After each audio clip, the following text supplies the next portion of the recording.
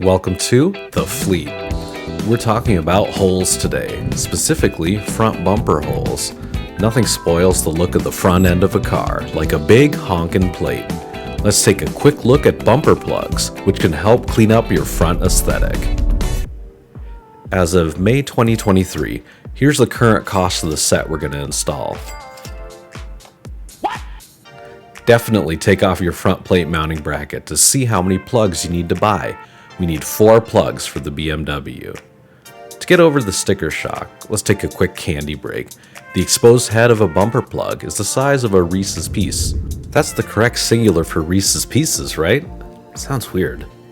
Well, in any case, here's all you need to install the plugs. And the scary thing about the bottom holes here is that there's quite a bit of resistance and material behind the bumper when drilling them out.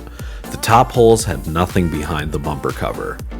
Next up here, we go and press the plugs into place. There will be some resistance, but you should be able to push them in firmly with your thumb if you drilled the holes deep enough. More on that later.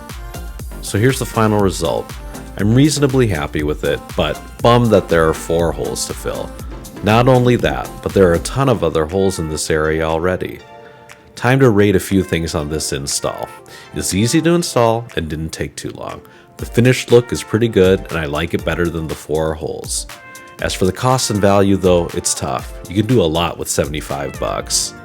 It's time to move on to the Volvo. We only need 1 set of these guys to fill the holes up. That's what she said. That's my joke. Damn it, Dwight.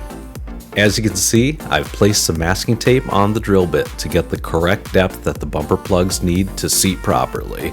On the Volvo, there wasn't anything behind the bumper, so the drilling process was super easy. Okay, let's go ahead and rate this installation. It was super easy with only 2 holes and no resistance. The finished look is good and doesn't draw your eye, and cost and value rates well because it was half the price of the first install and looks better in my opinion. What do you think? Now let's go over some tips for a successful installation.